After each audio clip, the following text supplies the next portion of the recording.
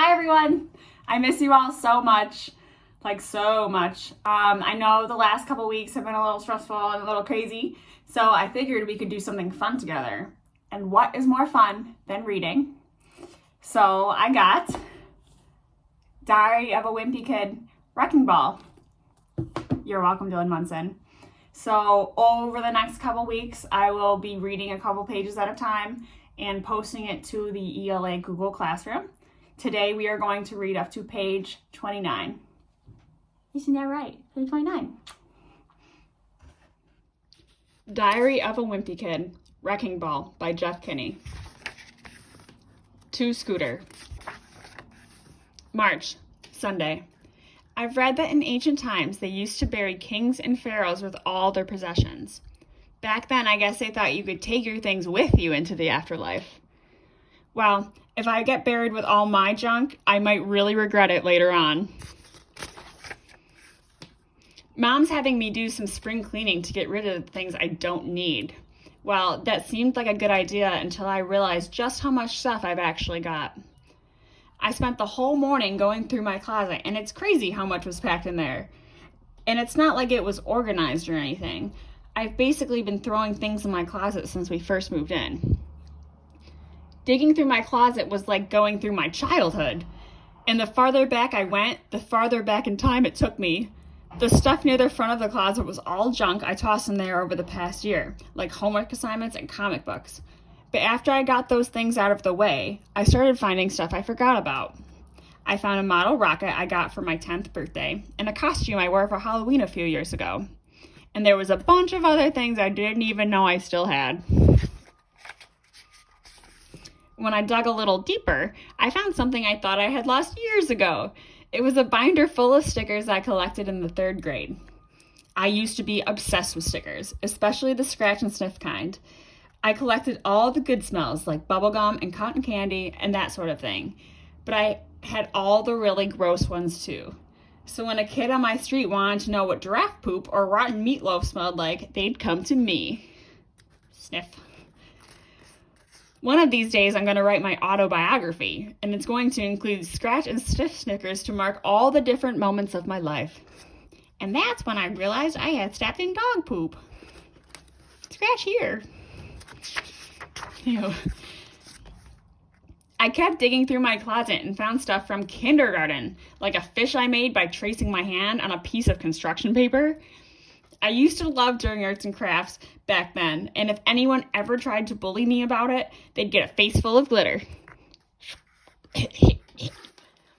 Another project I found in my closet was a gift I'd made my mom in preschool but never gave her. It was a paper flower with a picture of my face in the middle glued to a popsicle stick. When I made the thing, I put it in a little clay pot filled with dirt, but I tripped on the front step when I got home from school that day, and that's why I never gave it to her. Trip, smash. I was glad when I finally reached the back of my closet, but to be honest, I was a little disappointed too. When I was younger, I read this book about these kids who could visit a whole different world by going through their closet, and I always wondered if I might be able to do the same thing with mine. But I thought that whoever lived on the other side might not be too happy with me for tossing all my junk in there over the years. She's like a little elf in a basketball. When I told my mom I was done emptying my closet today, she said I needed to put everything into 3 piles. One to keep, one to donate, and one to throw away. But I figured if I had to let go of any of my junk, I might as well make some money off of it. So I decided to have a yard sale. Mom thought that was a great idea, so she gave me a magazine that had all sorts of tips for how to do it right. Family Frolic. Throw an epic yard sale. 50 hot tips and tricks. All the ideas in the magazine were corny and old-fashioned, though. There was one section on how to create a sign to get people to come to your yard sale, and all the examples they showed were really boring. Cool stuff sale. Look, yard sale, this way. Yard sale, Saturday, 8 to 11 a.m. I knew that if I wanted people to actually show up at my yard sale, I needed to do something a little more eye-catching. So I whipped up a sign I knew would do the trick.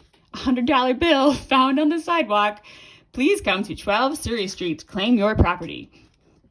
I made a few copies of my sign and headed out to post them around the neighborhood, but Mom stopped me before I got to the front door. Mom made me make signs that were more like the ones in the magazine, and after I was finished, I stapled them to some telephone poles on our street.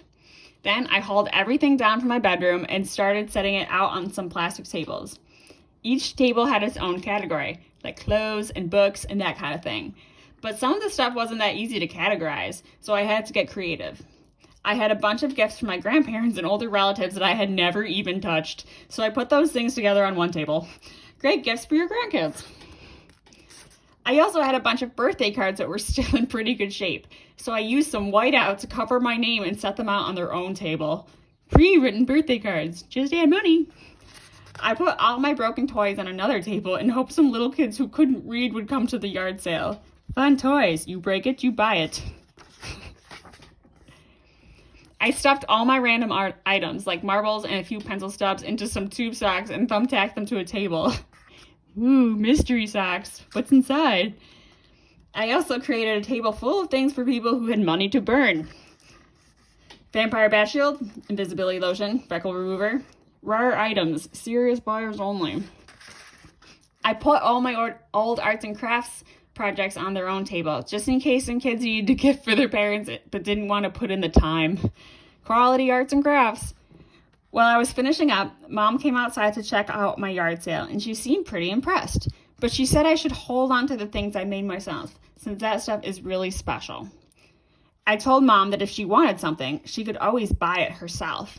So she offered me $3 for that paper flower I made for her in preschool. Mom seemed pretty eager to have that thing, and I could tell it was worth more than the $3 to her. So I told Mom it's all hers for 10. I guess I pushed my luck though, because she went back inside without buying anything. While I waited for customers to show up, I started getting a little nervous. I realized all my stuff was just lying out in the open, and I had no way of stopping people from stealing it. So I called my best friend, Rowley Jefferson, and asked him to come down to be my theft prevention officer. But Rowley said he was supposed to do something with his dad this afternoon, so he couldn't help me with the yard sale. I told him I'd promote him to theft prevention manager, and he'd even get to wear a badge. Luckily, that did the trick. As soon as Rowley got to my house, he started asking about the badge, and all I could find was my old firefighter costume, but that seemed to make him feel pretty important. Rowley asked what he was supposed to do as the theft prevention manager, and I said mostly he needed to walk around and crack his knuckles to make sure nobody got any funny ideas. But Rowley wasn't paying any attention to my instructions because he was distracted by a table that he had a bunch of birthday gifts he'd gotten me from over the years. It's so sad. I'm pretty sure Rowley's mom picks out my presents since they're always things that help you learn, and they're all still in mint condition because I actually haven't opened any of them. I don't know what made Rowley madder, the fact that I was selling this stuff or the sign I put on the table. Gifts for nerds. Rowley said I couldn't sell those things because they were gifts. I told him they were mine and I could do whatever I wanted with them. And then we got into a big tug of war over the magnet fun set. That's when our first customers started to arrive. I told Rowley we could argue about this later, but for now, we needed to act like professionals. At first, just a few people showed up, but after a while, a lot more came. And when they started checking out my stuff, I went into sales mode. The craftsmanship on this porcupine is remarkable. One lady seemed interested in a collector's coin I got from my uncle, but she complained that it was dented. So I thought fast and told her the reason it was dented was because it stopped a bullet in World War II. She didn't seem to believe me, though, probably because the coin was dated last year. I spent a lot of time trying to close that deal, and I started worrying that people were stealing behind my back. Unfortunately, my theft prevention manager was totally useless because he was busy playing with the magnet set. Click. I told Rowley he'd better start doing his job or he was going to get fired, but Rowley said it wasn't a real job anyways because he wasn't getting paid. I explained that I hadn't sold anything yet and didn't have any money to pay him with. So when he said he was leaving, I told him that he could pick out one item from any table and that could be his payment. Rowley seemed pretty excited about that idea, and I thought for sure he'd choose the magnet set, but he headed straight for the rare items table instead. I explained that those things were only for paying customers, or for paying customers only, and that maybe he'd be interested in something from the fun toys table. but Riley wouldn't budge. Eventually, he settled on the vampire bat shield, and I was okay with that because it was really just a broken umbrella. But now Riley was so worried about that bats that he couldn't concentrate on his job.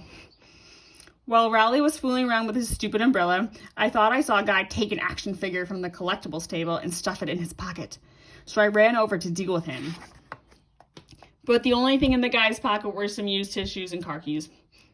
I was glad I was staying alert, though, because I headed off a major disaster. A pickup truck pulled alongside the curb, and some guy from Worley Street started piling my stuff into the back. I asked him what he was doing, and he said that since tomorrow was trash day, he thought the stuff by the curb was up for grabs. But I didn't have time to explain the concept of a yard sale to this guy, because all of a sudden I had an even bigger problem to deal with. It started to rain, and everyone was heading back to their cars. I was worried I might never get this many people to come to my yard sale again, and I wanted to sell something to make all the effort worth it. So I went around and marked down the prices on every item. Then it really started raining, and I knew I was going to have to do something drastic. I threw a bunch of stuff into boxes and offered even bigger discounts, but by then it was too late anyway. I knew that if I didn't get my stuff inside, it was all going to get ruined, so I asked Riley to keep his umbrella over my most valuable items while I ran everything else into the garage. But Riley wasn't any help at all. He said his shift had just ended and it was time for him to go home. So I was on my own. I tried carrying a box of comic books into the garage, but by now the box was soggy and the bottom gave out. Bloosh. It took me about 100 trips to get everything into the garage, but it probably shouldn't have even bothered because most of my stuff was already ruined. I figured I could still make one sale, though. I told my mom that paper flower was all hers for $3. Unfortunately, by then, she changed her mind. All right, and that's where we'll stop for now. Page 29.